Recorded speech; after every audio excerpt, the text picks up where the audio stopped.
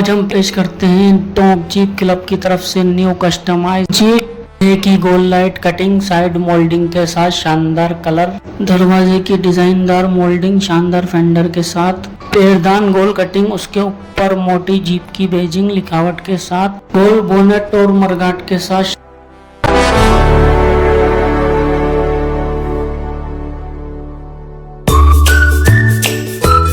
bonnet के ऊपर cutting design double tone